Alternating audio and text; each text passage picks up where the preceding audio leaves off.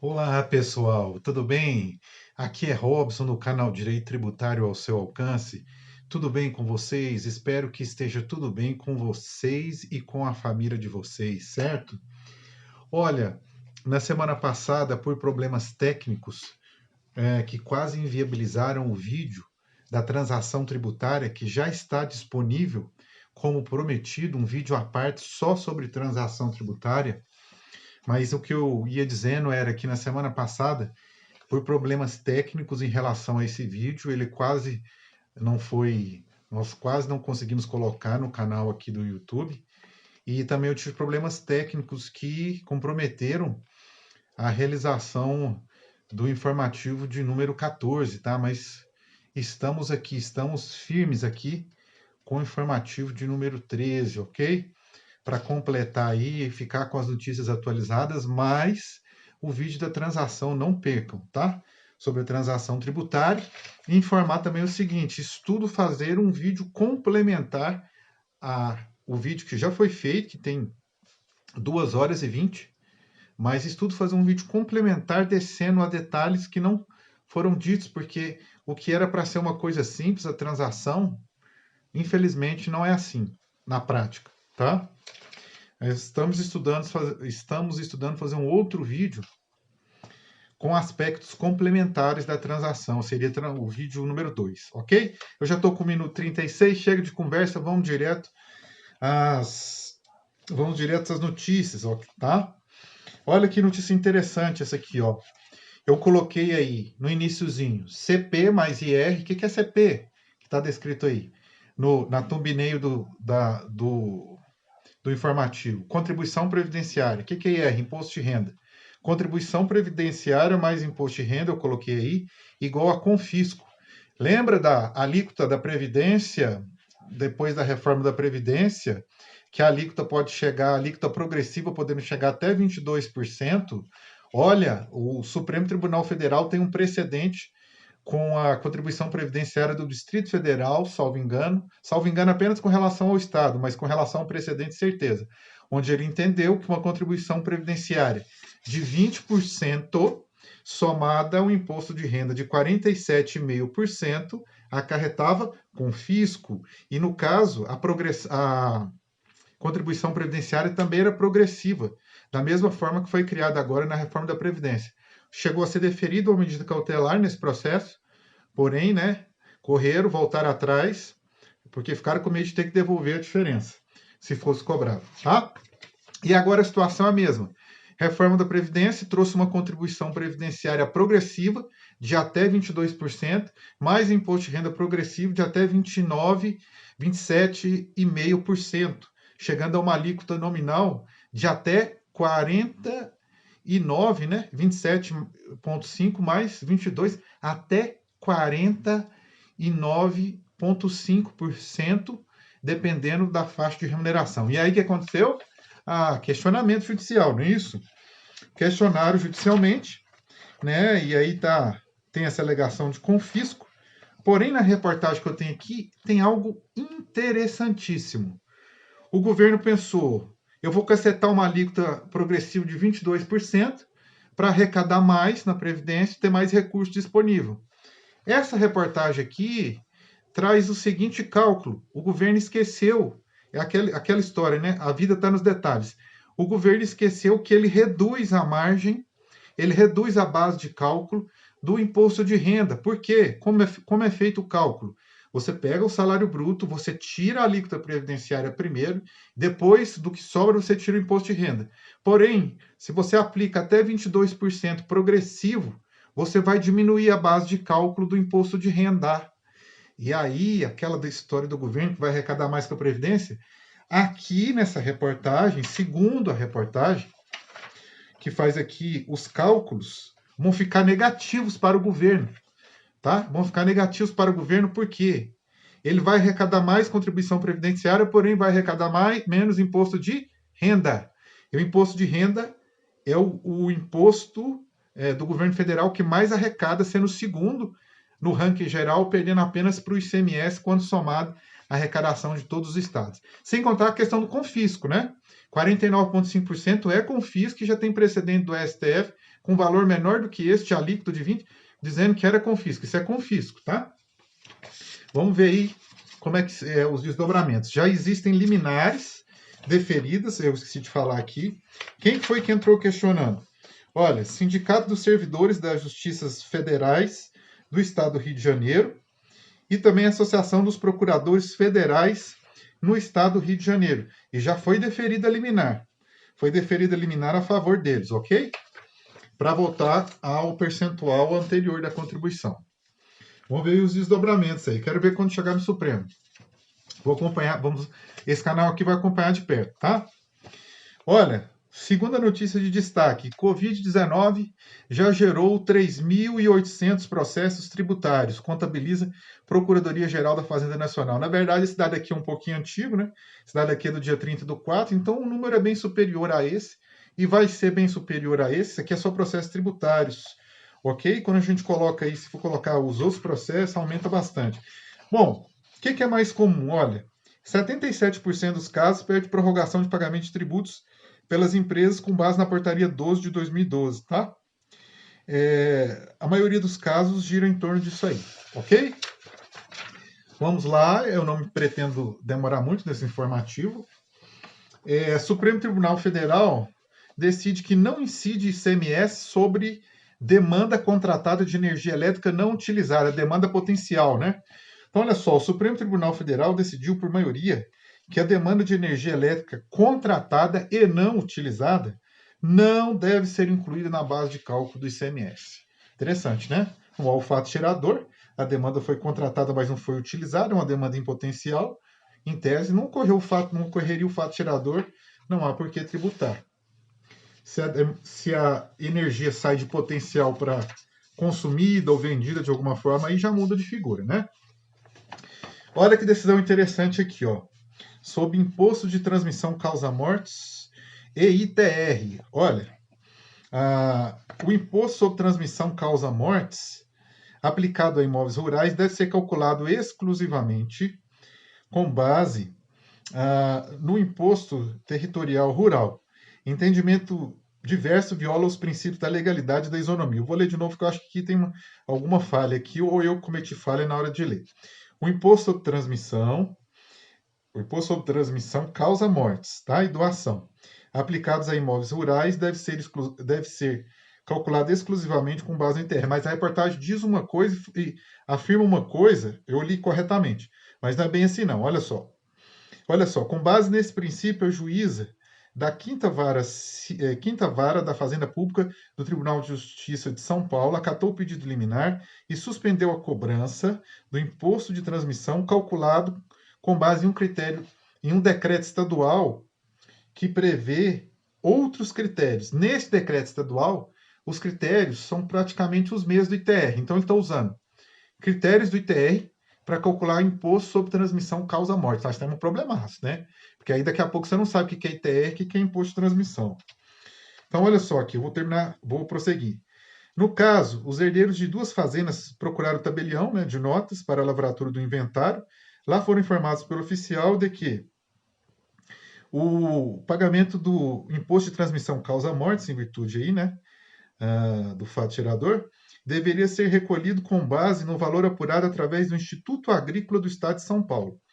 A cobrança estaria de acordo com o decreto estadual número 46655 de 2002, que determina que a base de cálculo, aqui que vem o problema, olha, a base de cálculo seria o valor médio da terra nua e das benfeitorias divulgadas pela Secretaria de Agricultura e Abastecimento. E a reportagem prossegue dizendo, olha, segundo o pedido do advogado que representa o autor da ação, alega que o decreto, que deveria exclusivamente regular a lei estadual, não pode impor ao contribuinte uma obrigação mais gravosa do que impôs a própria lei. Ao analisar a questão, a magistrada afirmou que o recolhimento com base em valor de referência diverso do utilizado para recolhimento do ITR viola princípios da legalidade estrita e da isonomia, e acatou o pedido dos requerentes. Então, eu retifico, que eu disse anteriormente, ela entendeu que realmente teria que estar mais, o imposto de transmissão causa-morte, teria que estar mais atrelado aos critérios vinculados ao ITR. De fato, é isso mesmo que está aqui dito na reportagem. Porém, considerou que este decreto, ele se desviava desse critério, tá? Ele se desviava desse critério. Foi isso que foi decidido aqui Então, um conflito aí, né? Nós temos aí o ITR, se não for, ele pode ser administrado, arrecadado pelo município, mas a legislação aí continua com a União, né? E o imposto de transmissão causa-morte é um imposto estadual, né? O ITR fica nessa variação. Mas então a reportagem é isso mesmo, tá? Ele não pode usar um critério diferente do ITR, neste caso, né? A gente não sabe assim, a particularidade do caso, para calcular o imposto de transmissão causa-mortes, ok? Olha, países, notícia internacional. Países vão proibir socorro a empresas em paraísos fiscais. Acho que está correta a decisão, hein? Então, a empresa que tiver questão paraíso fiscal, que é usado para sonegação, evasão, né? Evasão de divisas, sonegação, erosão de base tributária, não poderia receber, em tese, aí, benefícios. Ao menos 5 países europeus vão proibir que empresas registradas em paraísos fiscais recebam dinheiro público dos programas de socorro contra a crise do coronavírus. Quais são? França, Itália, Bélgica, Polônia e Dinamarca.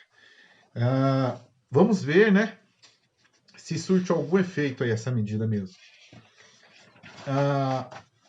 Olha só, com base essa questão da Gerdau, como rendeu, né?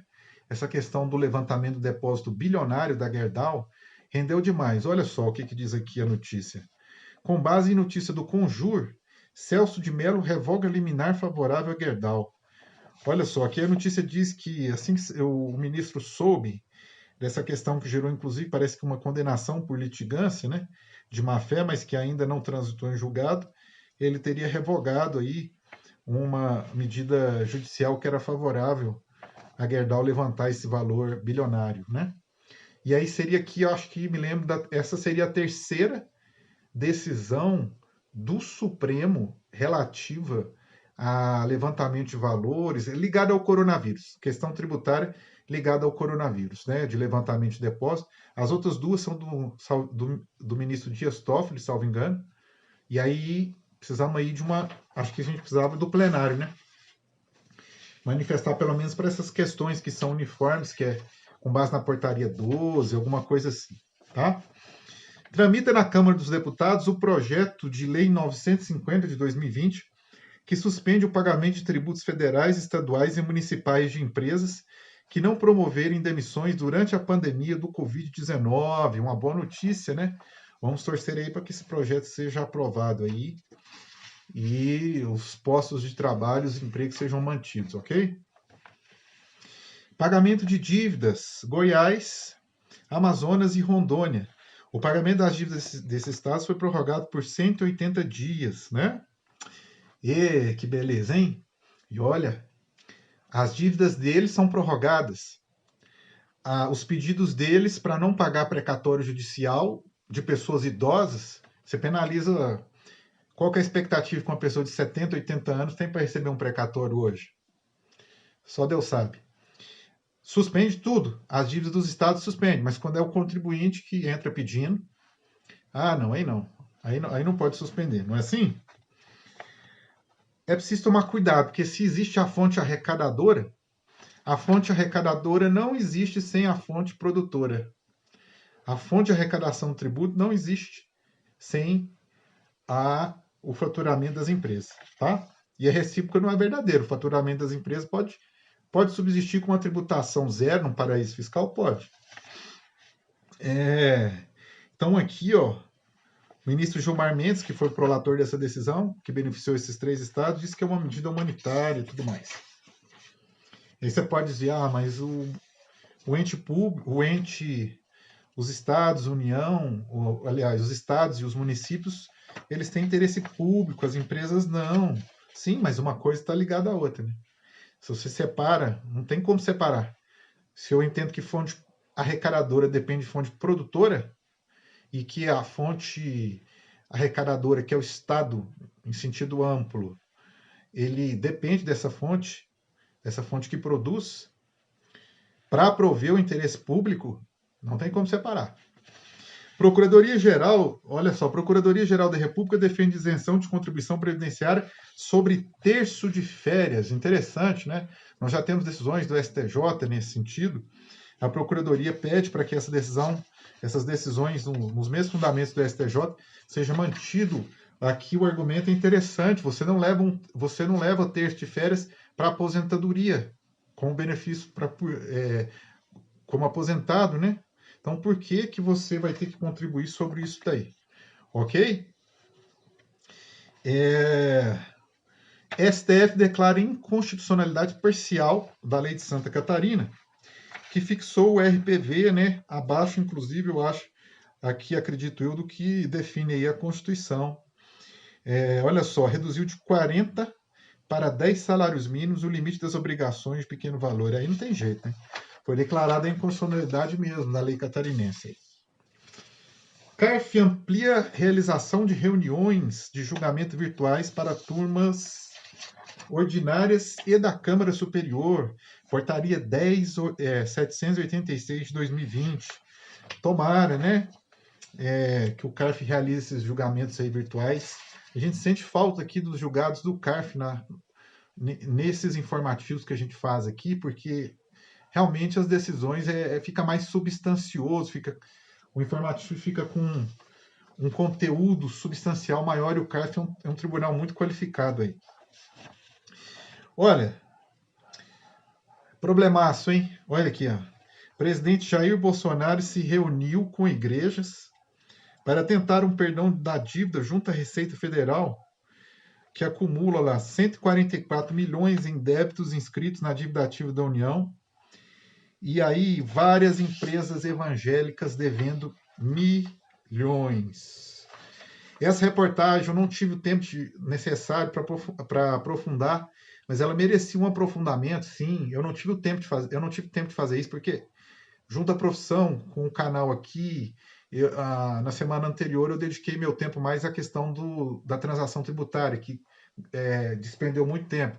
Mas por que as igrejas tendo imunidade têm dívidas tão altas assim? Da onde que vem isso? Sobre o que elas estão sendo cobradas, tá? Eu vou ver se nos informativos posteriores eu aprofundo mais isso e trago essa notícia aqui. Receita Federal publica regras para pagamento de contribuição social sobre o lucro por bancos. Essa notícia já foi retificada, inclusive. Deixa eu ver aqui, porque como a Receita Federal retificou essa notícia, dizendo que haviam publicado erradamente, que na verdade o ato normativo da Receita, ele só adequou a legislação ao que foi decidido na reforma da Previdência. Foi isso que a Receita colocou como retificação, porque estavam colocando que a Receita teria determinado, não, a reforma da Previdência que determinou e a Receita só adequou. Eu acho que essa reportagem aqui está correta, tá? Então, o que acontece? Com a reforma da Previdência, os valores da contribuição social sobre o lucro passam de 15% para 20%, perdão, a partir de janeiro e fevereiro. Basicamente, a alteração mais substancial é essa. Ok? A reportagem aqui está de acordo. Aqui não houve nenhuma alteração, não. Ok? Olha, TRF3 derruba liminar que prorrogava o pagamento de tributos federais. Olha só. Desembargadora Federal Marli Ferreira, da 4ª turma do Tribunal Regional Federal da 3ª Região, derrubou liminares que autorizavam diversas empresas. Então, ao que parece aqui, foi coletivo, né? A decisão foi coletiva, teve um alcance mais coletivo.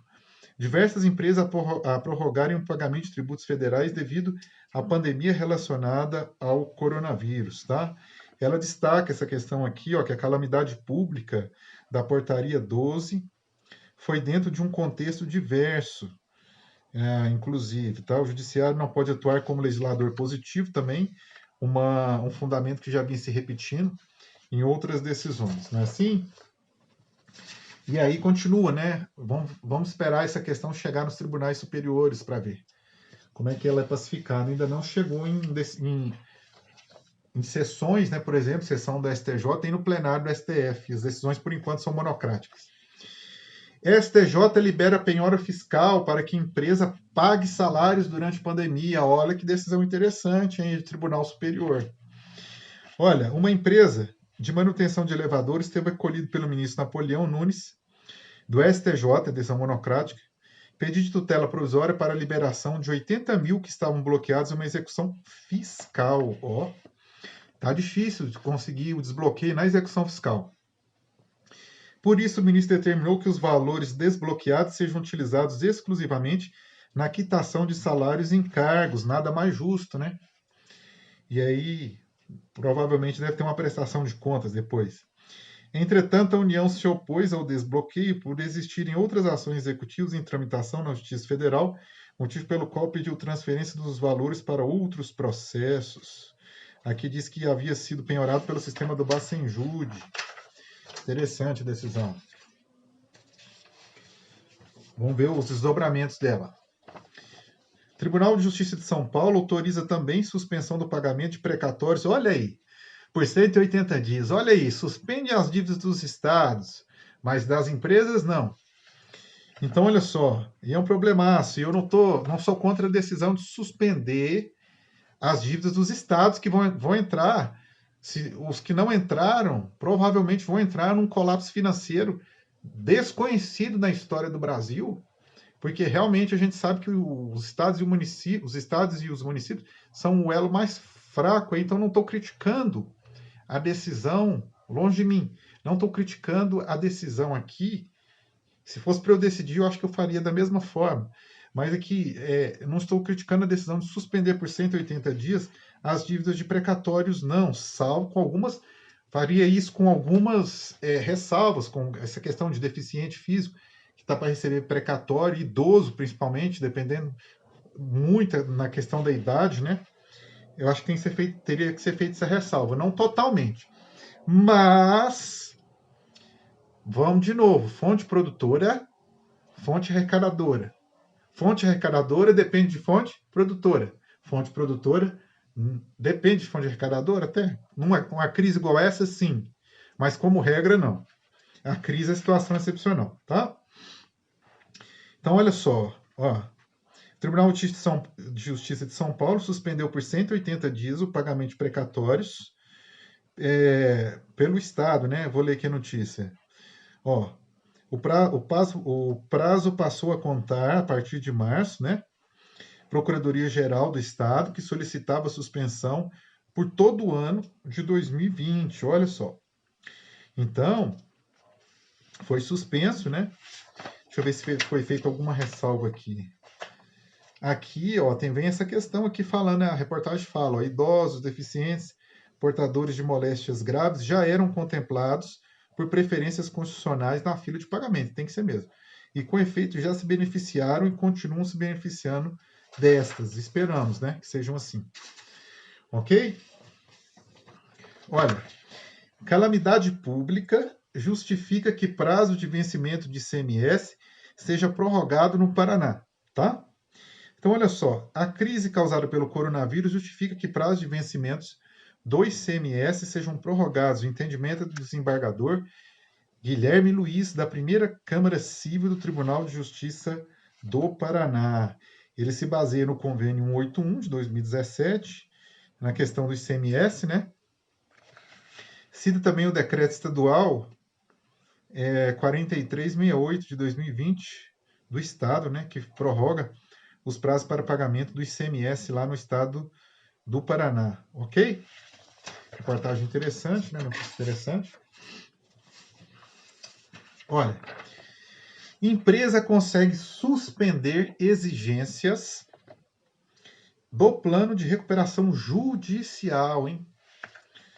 Nós falamos sobre os créditos de plano de recuperação judicial nesse vídeo aí da transação tributária. Segunda Vara de Santa Bárbara do Oeste acatou o pedido da empresa têxtil e suspendeu, empresa têxtil Canatiba, e suspendeu a exigibilidade do cumprimento de todas as obrigações do plano de recuperação judicial da empresa pelo período de 4 meses, 120 dias, ok? Vamos lá, aqui, Procuradoria-Geral da República apresenta ADI para suspender artigo de lei que acaba com o voto de qualidade, né? São 3 ações que acabam com o voto de qualidade. Então, nós temos uma do PSB, essa da Procuradoria-Geral da República e uma ação civil pública, que eu já comentei aqui, contra o fim do voto de qualidade no âmbito do CARF, né, que já começa a produzir os seus efeitos. No informativo 14, já tem notícia sobre isso. Para encerrar, olha, hoje vou terminar num tempo rápido. Entidades de classe não podem suspender inscrição de inadimplentes, afirma a STF. O caso aqui era relativo à OAB, né? A OAB já estava executando, segundo o que está aqui, e suspendeu, né, o advogado que estava inadimplente, e na linha do que vim entendendo o STF, ele entende que isso é sanção política não pode ser aplicada desta forma, e porque já existe a execução, ok? Muito obrigado a você que me aguentou até aqui. Eu agradeço imensamente. Se você gostou, achou que este vídeo tem um conteúdo informativo, dê seu like, se inscreva no canal, ok? Que você consiga passar por essa quarentena muito bem, com saúde, você e a sua família. Obrigado e até o próximo informativo.